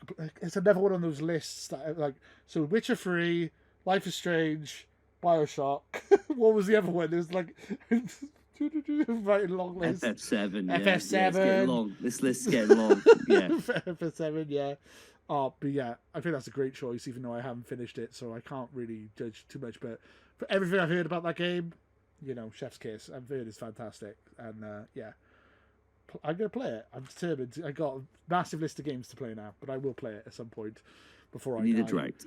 We need a good drought. That's what we need. Hey, I'm an That's what Xbox we fan. need. I'm used to it. It's true. That's true. Actually, you can do some rain. Just stab myself in the arm. What am I doing? So yeah, should I say my number 3 then? Let's go into it. Big 3. Here we go. Okay, so you know earlier I said that there was no games from the same franchise apart from one, which had 2 games from the same franchise. And I was going to explain to you why this is the case and why it's fair. So my number 5 is Super Mario Brothers 3.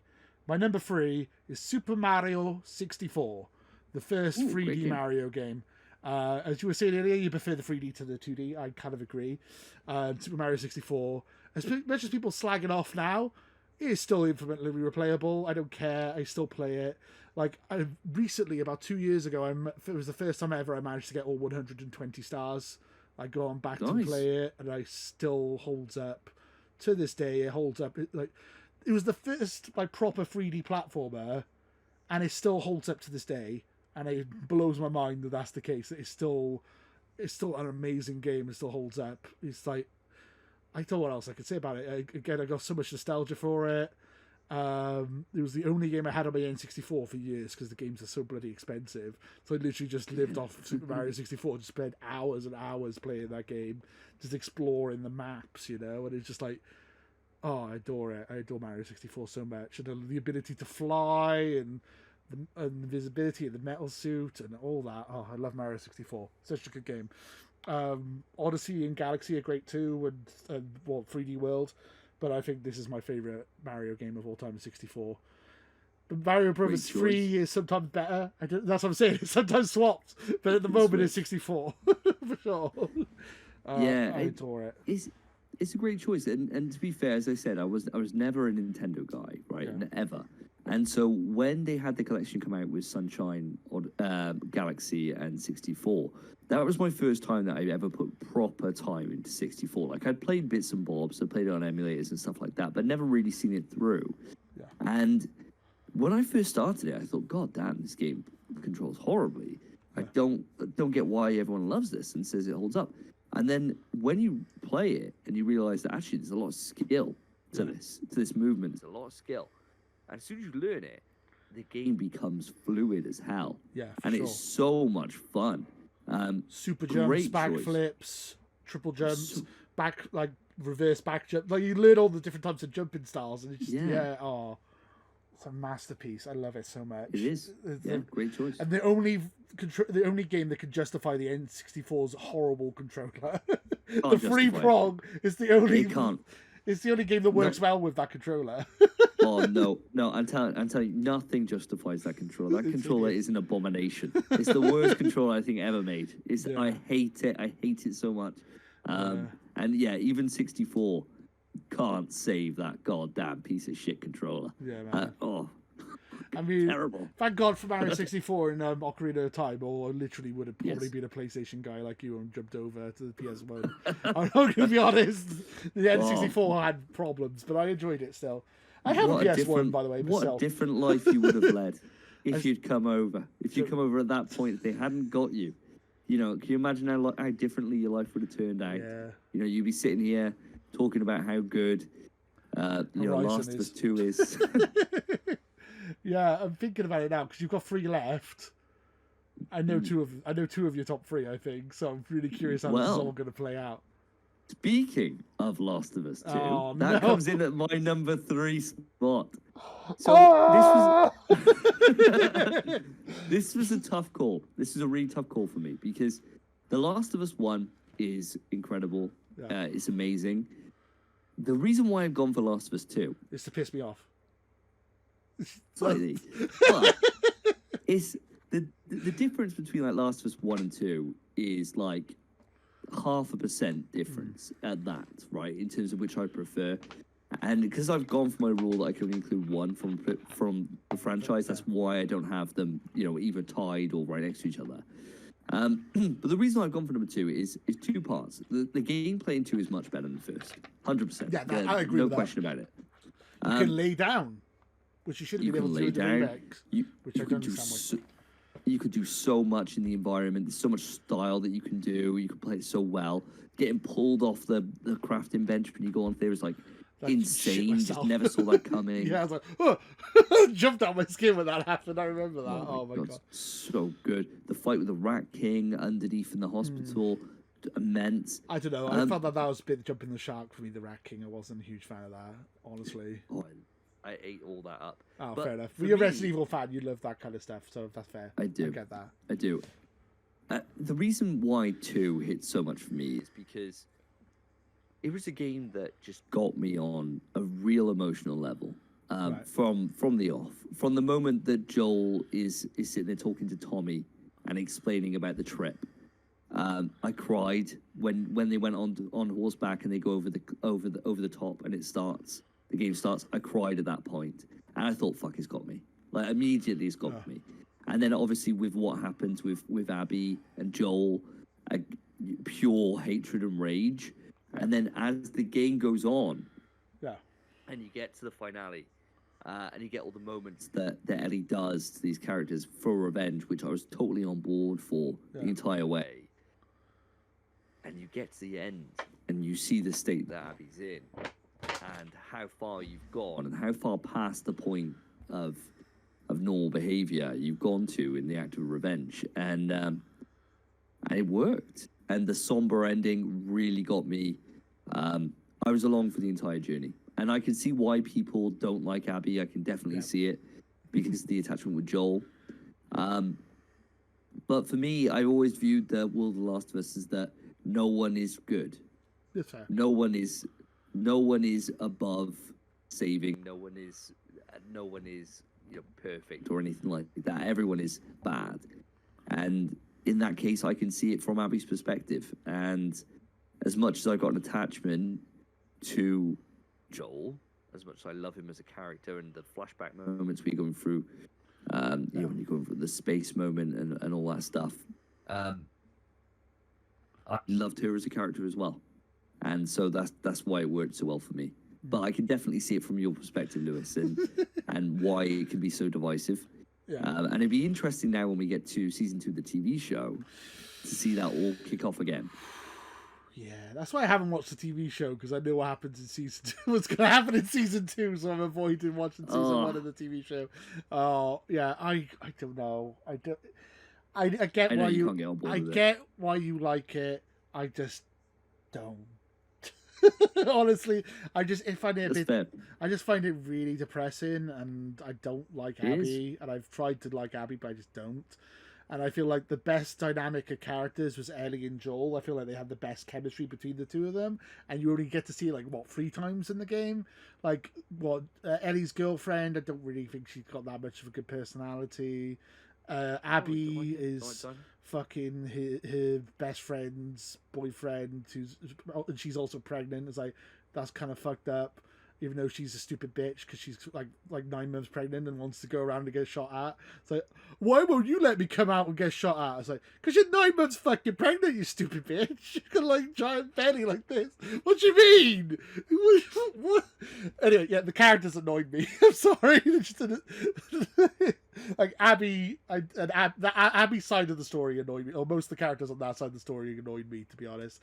Like her boyfriend and the woman who was pregnant, who I can't remember the name of. I was on board for all that. The only downside of the game for me is when you go to Santa Barbara, and at that point I was ready for the game to end. Yes, it was long. It was. That's the only thing about it. Is that even though it's chock full of amazing moments, it does outstay its welcome a little bit. And I earned the platinum. I loved it. For me, the emotional resonance I had from it was much more than I've had from pretty much any game on this list. To the point where I was just chock full of emotion throughout the entire playthrough, and that's why I rank it up there. And the gameplay being so goddamn good. But it does outstay its welcome. Yeah, I was going to say, so I love the beginning of The Last of Us 2. I think I love it all the way up to the big switch, the big twist, the big swap over.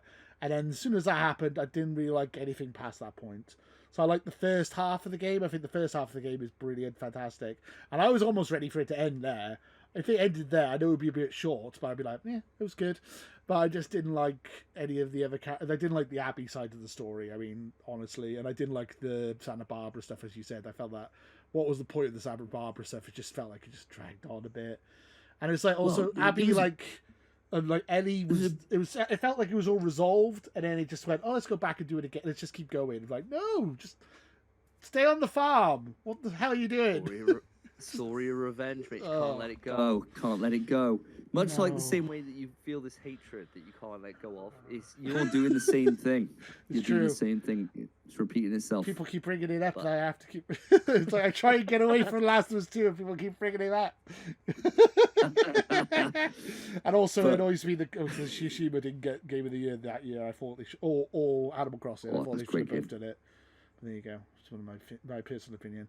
Because also that was the other thing is Last of Us 2 came out during COVID, or like just before COVID, and it was like maybe just before. Yeah, and it was just like it's so depressing, and it's like I need something like Animal Crossing where I can just chill with my friends and bloody talk to raccoons and make my own little house and all that shit. Like something happy. I just needed I needed happy stuff. I don't need to see the most depressing game I've ever ever played. I'm sorry, He's I know depressed himself. it's the worst He is time.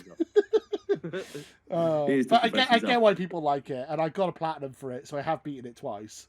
Oh, well, there you go. Yeah, but I felt like the second time I played it, the first time I played it, I felt like I enjoyed it, and I had like rose tinted glasses, and I felt the second time I could see all the flaws and why I didn't like certain. I was like, actually, that character sucks. Actually, this character sucks. Actually, this part of the plot makes no sense. And then just if you just add it up when I went through the second playthrough, and I got the achievement halfway through the Santa Barbara thing.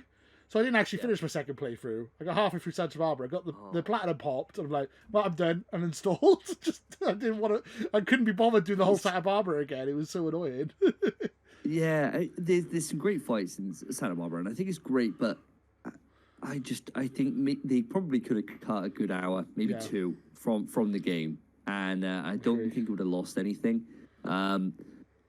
But I mean, Christ, to get to my top three is a big deal. I get it, and if you like it, for me, I get why you love it, and it's probably disagree on it. It's probably the most divisive game ever made. I would say. I think a lot of people up there. I think a lot of people are like us that you either love it or hate it. It's very Marmite when it comes to video games, and we both said to be on the different sides of the coin for this one, so that's fair. And it makes it a more interesting discussion if we both were saying how much we loved it, and we were just like, then it probably would be a lot more of a boring conversation. So yeah, should I move on to my number two? Please. My number two. So earlier on in the conversation you were talking about how Call of Duty was your favorite shooter ever, and it had all these memories of you, and you played it for hours with your friends, and it was like the best shooter you've ever played. For me, that is Halo 3, and that is my favorite first-person shooter of all time, and my number two. I love Halo 3. I absolutely adore it. It was the first game I really got into online shooters. It was like the Xbox Live game. I loved custom maps and custom modes and Forge, and like it was the last proper first-person shooter to come out that didn't have microtransactions, and it was just like you leveled up to get I always use this as an example. You see someone with a samurai outfit, and you're like, damn, that guy must be a badass because he must have done this, this, and this, and passed all these challenges. He must be a really cool character. Now you play like Fortnite or whatever. It's like, oh man, that guy's Captain America. He must have paid £10 on that character skin. Good for him. Yeah. Whereas like when you actually see someone in a cool outfit in Halo 3, you're like, damn, that person must be a badass because they actually earned that outfit by playing the game and being good at the game.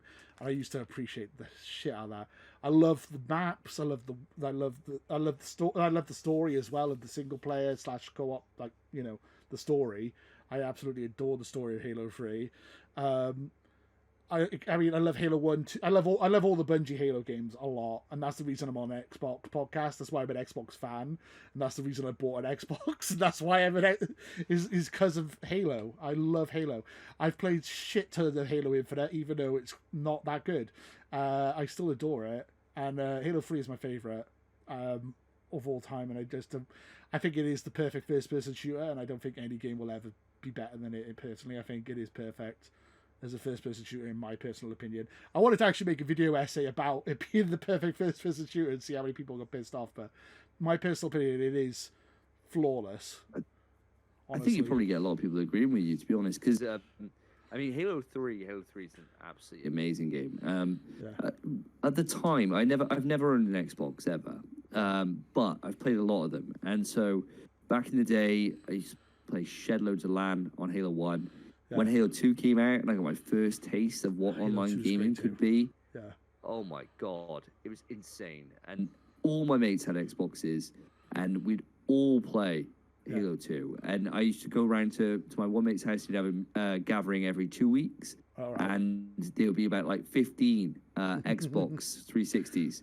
And sick. Everyone played Halo 2 or Halo 3. And it was just amazing, and I adored it. And all I wished was, oh God, I wish we had something like this on PlayStation. I wish we had something.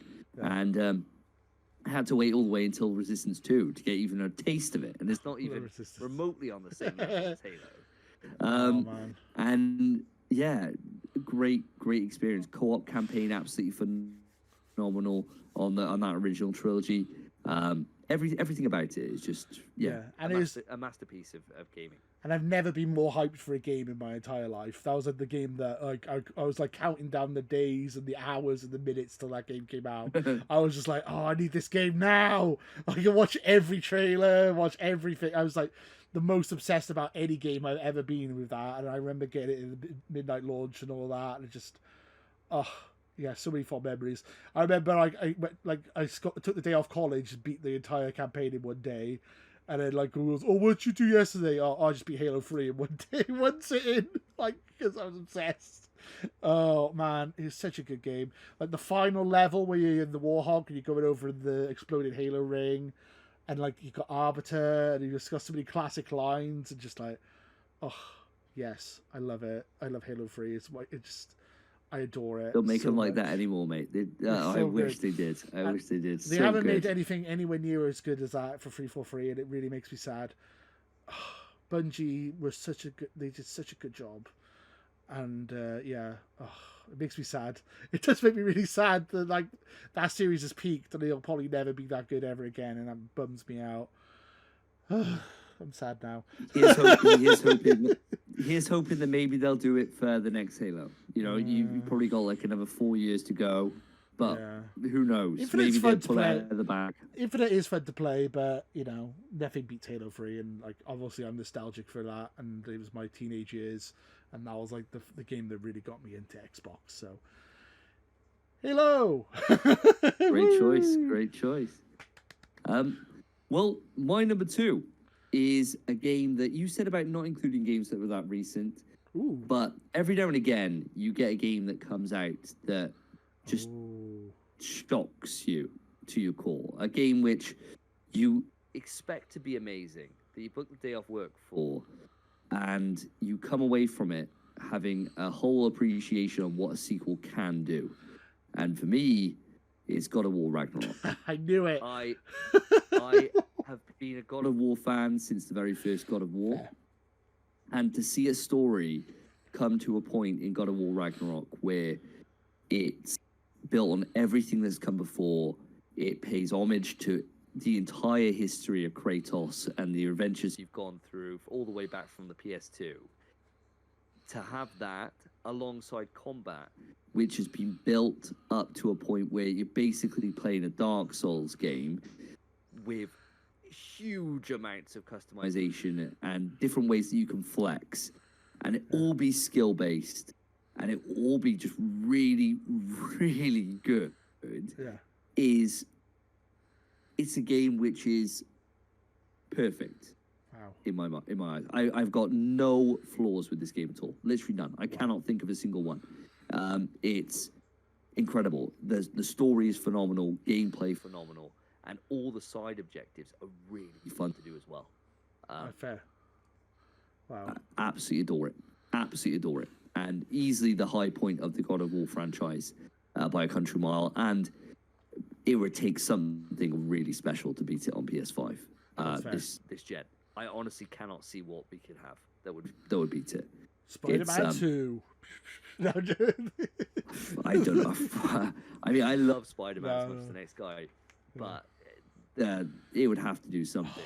I mean, remarkable. I have God of War Ragnarok, and I've got to admit I haven't got that far into it. I need to go back and play more. It's time, though. It's time. That's the issue. It's not quick. No, it's not a quick experience. And also, it's like I felt like I just finished God of War 2018, and I felt like, oh, this is kind of more of the same at the beginning, at least. I know you said it gets better or it changes, but I did feel like I just played this, and then it kind of put me off a bit. I need to go back again. God of War Ragnarok. I'll cross everything else out. You've got to add it on the list. Yeah, it's one of those things that as soon as you get your weapons, your different weapon types, and it's how you use them together. Whereas in the first game, in 2018, it was a case of you had your axe or you had your Blaze of Chaos, and depending on the enemy you were facing, you need to use one or the other. In this, it's a case of using all your weapons in tandem, and the way that you cycle through that with each unique ability that your weapons can have that you choose will determine how you go about victory. And for me, I played it on hard, and it was perfect. because it was difficult, it was challenging, and it gave me that Dark Souls level experience. But I know that for those that don't want that, they play on normal. They come away with kind of similar thoughts to myself. Yeah. So I think you can go into the experience at whatever difficulty you want, and you can find enjoyment on it. But the start is definitely more of a case of like a kind of tutorial, getting you back into the swing of things. As soon as it starts opening up, as soon as you get past that first dwarven world, it's on. Yeah. And from that point, it don't stop. And the story just goes, and you think, oh, I can't get any hyper than this. And the music kicks in. Yeah, I think I'm in the dwarven world now. I mean, that's how far I've got. That, it will start opening up. Yeah. Oh, and, okay. And yeah, it's there's just moments in that game which just like make your entire body just like every hair stand on edge, and you just don't get that very often in gaming, where it just gets you, you know. Yeah. I mean, easy one number 2. You were saying about recent games. I did say Elden Ring's on my list, and they both came out last year. What a fantastic year for gaming! Those two came out. Amazing. The same year. Amazing. Yeah, amazing. I need to go back and play it. I know it's supposed to be amazing. I need to go back and play it some more. Yeah, I have a rule when it comes to video games though. If they kill a dog off, it gets a 0 out of 10. And the fact they kill a wolf off right at the beginning of the game really annoyed me. It's like, how dare you? How dare you kill a wolf? I don't want to spoil it. Okay. But he's not. But okay. The wolf's fine. Okay.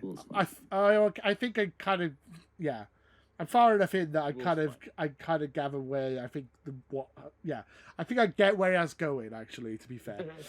Because I'm far enough in to understand what, but I'm not going to spoil it for people. Let's just say that. No. Yeah, okay, fair. I need to play more.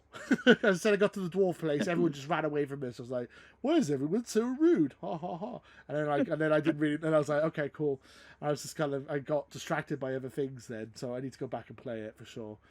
For sure. Top of my list. And I know what your number 1 is now then. I'm going to get to that in a minute though.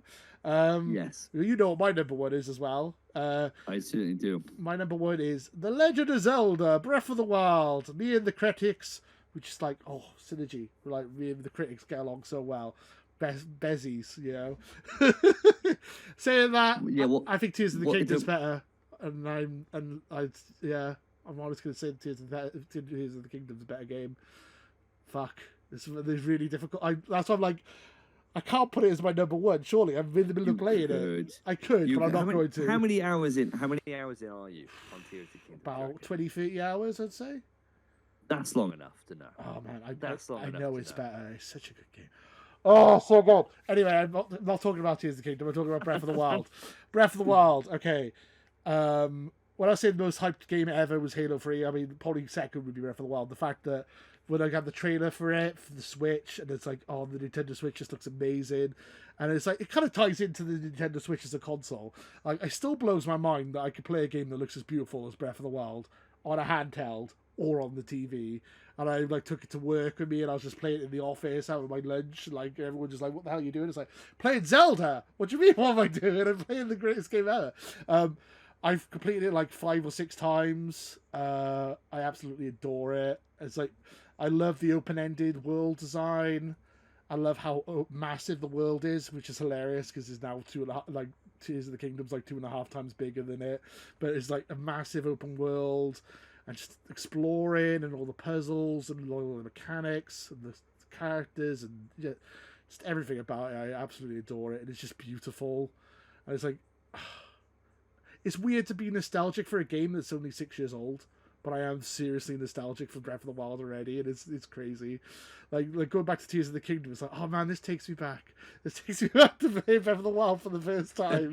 It's so weird, but it's just like, yeah, I think it ties into the fact that the Nintendo Switch was such a mind-blowing console, and the Wii U was just a piece of shit. Even though I enjoyed the Wii U, it was an awful console, and I get this brand new Switch, which is like the best system I've ever played on. It's like, this is incredible, and having Zelda on it and just playing it for days, and oh, I love it. Just going on trips and playing it on the coaches or on a plane and all that, and just like losing myself in the world. Just, it's the best open world ever, and I just adore it.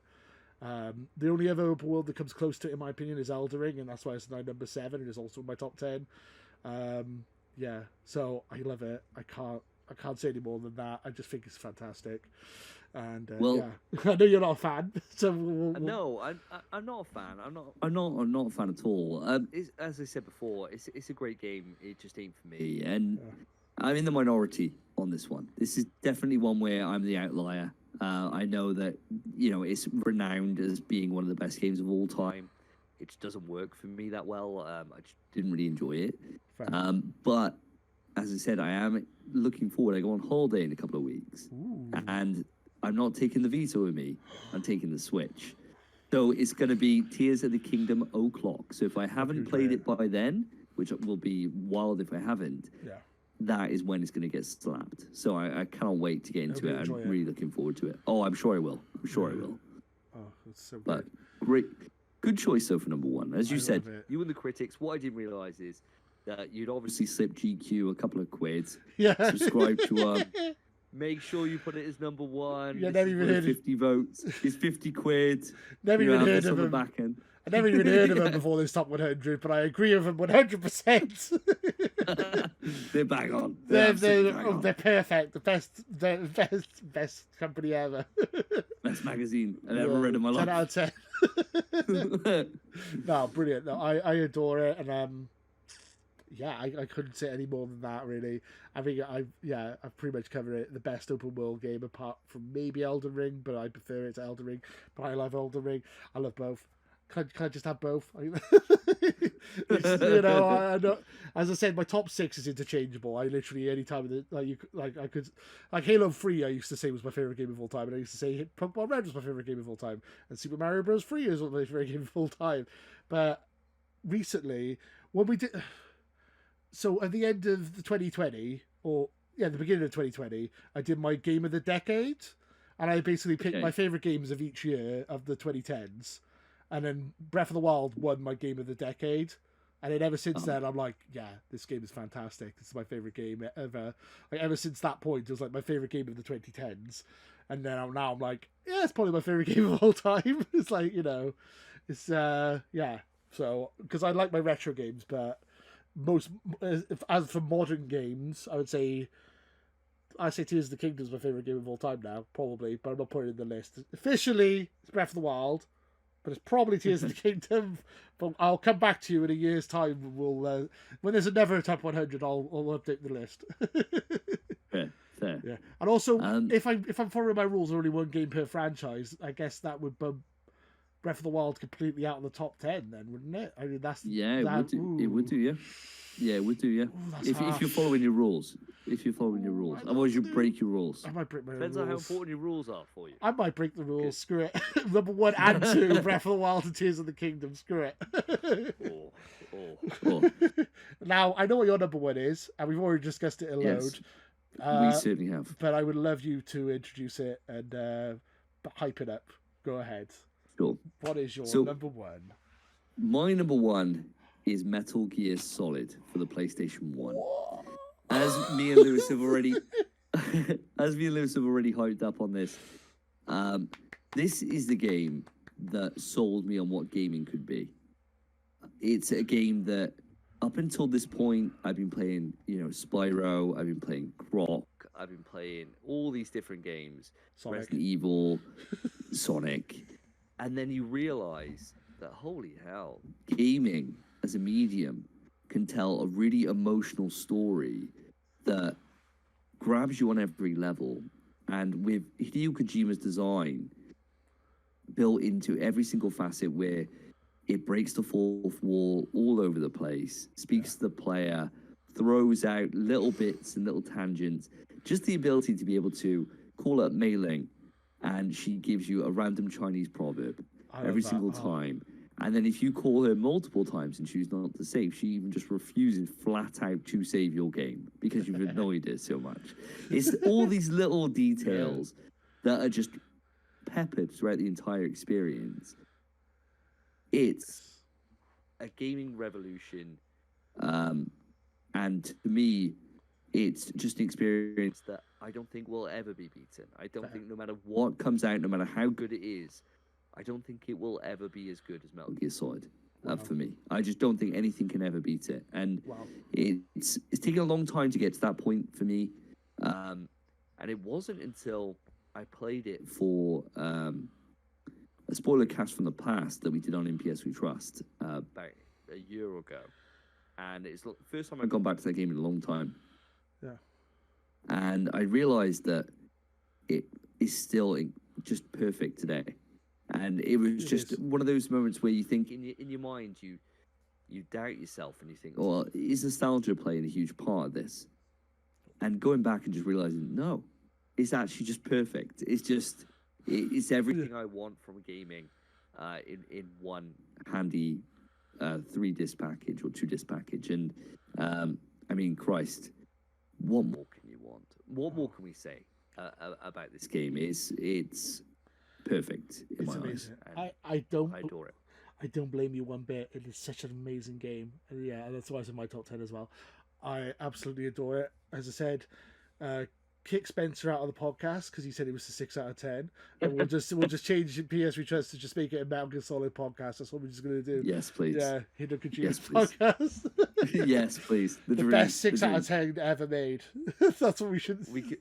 We can make at least 3 episodes a show, at least about each individual boss, I think. Yeah, and then we can definitely. break it down to the areas. We can talk about how you can get into a cardboard box to go from one place to the next as a way to save time on backtrack. Talk about how did you use the fags, or did you use Did you use the night vision goggles to get past the lasers? Yeah. You know, all these different things. That's an episode ago. Definitely. We can talk about that. Definitely You know, need to that do can that. run. Yeah, For sure. I 100%. love Metal Gear Solid 1 is just a masterpiece of a game. It's one of the best games ever made. I could totally agree with everything you're saying. Yeah, I'm surprised it was your number 1, but I'm happy with it. I think that's a very good number 1 for sure. Did you? So you said your top 3 were interchangeable? Did you say, or your top? No, so top 1 will never change. You'll always Top be Metal 1, Gear. always be Metal Gear Solid. That's the only thing I know for certain is that that's my number 1. Fair. From there, my top 2, 3, 4, and 5 could change on a dime. Fair. FF7 could go straight into number 2 on any given day. So could Last of Us, Bioshock, any of them. Yeah, but as I said, I put a rule on this that I wouldn't include same from the same franchise. Fair. Otherwise, MGS2 would probably be out there for number 2. And 3. I love and MGS 4, too. and 5. Yeah, and both yeah. and Death Stranding. And why not? Yeah. Yeah, exactly And right. PT. So I had to put some rules on it, otherwise That's it'd just fair. be ridiculous. So Yeah. it is what it is. I'm pretty sure if we did this with Phil, he would probably have Metal Gear Solid and Death Stranding on all of his slots somehow. It'd be He'd be like, the director's cut, the remix, the original. It'd have. I think RE2 is his favorite game of all time. Oh, I fair think. enough, fair, So yeah, I think yeah. I think that would. I think so. Either that or Death Stranding. One of those two is his 'Cause- favorite. I think. Because when we had Phil on the podcast, we did our best PlayStation games, and he mentioned basically Hideo Kojima just kept coming up, which is hilarious, just constantly. I said, I'm surprised you did. I'm surprised you didn't pick Death Stranding remastered as your PS5 game. I can't remember what he picked as his PS5 game now, but it's just like I'm pretty sure. I'm pretty sure he put it up for Game of the Year. He did, yeah. I remember that Game of the Yeah, Year I'm pretty video. sure he did. Yeah, I'm pretty sure he did. So Yeah. anything's But we on the love it. table. I mean, that's the thing about in PS We Trust is basically it's a 2-on-1 for Hideo Kojima and love. Yeah, Basically, fair. we're just Spence just doesn't get it, and the rest of us, would let him walk all over us. Yeah. If he came up to me and he said, "Davey, I need your firstborn. I'm going to take your firstborn away, but I'll give you a 1-to-1 remake of MGS1, just in better graphics. But how long do you need him for?" And he'd be like, Life. Take him. He's done. He's done. MGS1 is life. MGS1 is life. And then obviously with you and Spencer both like Souls games, and Phil doesn't really get them, or he's not really good. So you have a nice dynamic where you all like different things. Yeah, Just, it's good. Little dynamic. Yeah. Spice it up. But yeah, Metal Gear Solid 1. Great list, though, Lewis. Yeah. Me and the critics agree that Zelda is the best game ever made. But I agree with you. The Metal Gear Solid is absolutely fantastic and deserves all the praise it is. And I think even though we're a 3-hour podcast, we could probably talk for another hour about Metal Gear Solid. Yeah, quite more than happily. This is the longest podcast in Xbox the Box history. It's our crossover episode, which is I appreciate that. The PS We Trust Xbox the Box crossover extravaganza. We're rubbing off on you too much, see. Yeah. You know, this kind of time is like a normal episode for us. So we're running, you know, I'm accidentally rubbing off on you too much. So don't do that. Thank you for having me though. It's been an absolute pleasure to be on. Thank you for having me. Such fun. I really appreciate it. And then let our viewers know about your channel and plug your shit. Sure. Yeah, sure. So I mentioned it a few times across here, but I'm one of 3 hosts for a PlayStation podcast called In PS We Trust. It is currently the 4th or 5th biggest PlayStation podcast on the internet, I believe. We never really know where we are. We should probably keep more eyes on our stats. But you can find us. We've got new episodes every 2 weeks on all podcast services and on YouTube.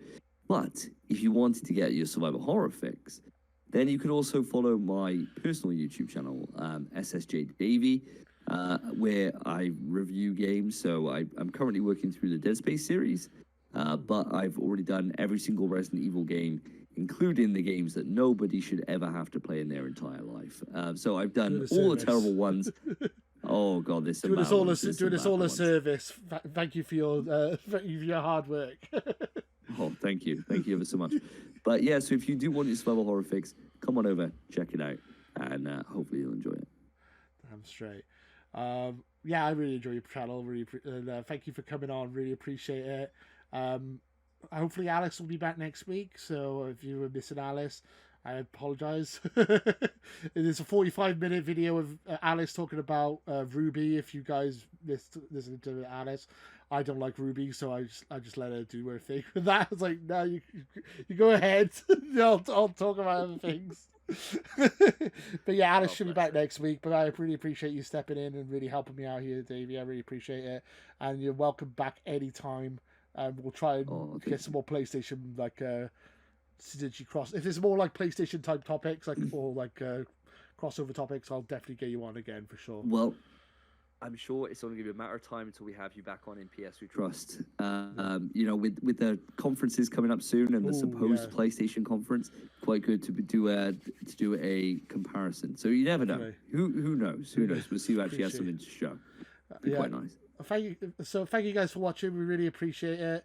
If you're still watching, if you are still here, thank you for putting up for 3 hours of me talking complete nonsense, and also Davey is listening to Davey as well. So I really appreciate that. Too. Really appreciate it.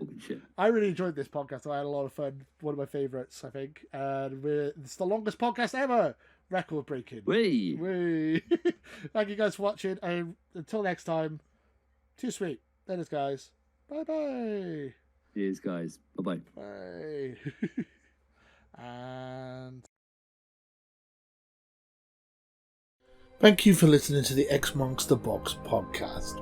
Follow us at X Marks Box on Twitter or X Marks the Box on YouTube, and follow us on all audio podcast services. Thanks for listening.